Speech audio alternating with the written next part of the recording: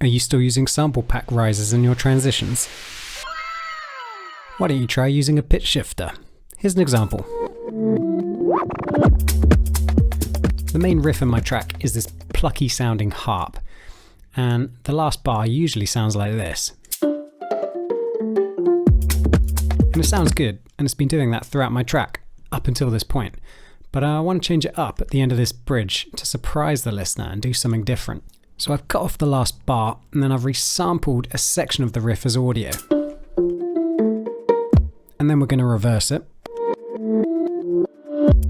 Now we're going to use this pitch shifting device in Ableton to mess with the pitch and create some interesting effects. First, we're going to map this LFO to the course of the shifter. And then we're going to automate the rate of the LFO. So it starts off slow, increases all the way up, and then drops down a bit right at the end. We can change the curve of this automation by holding down Alt or Option and then just dragging it down so it sort of accelerates up. And then just mess around with the curves and the timing and the amount until you get it just how you want it. Something like this.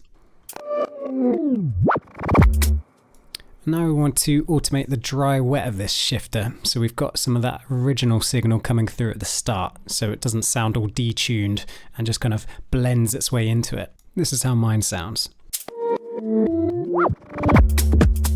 And that is the basis of the effect. You can continue to add more audio effects to mess around with it further, to make it your own, but that is basically it. It works really well for drops. So here's it in context.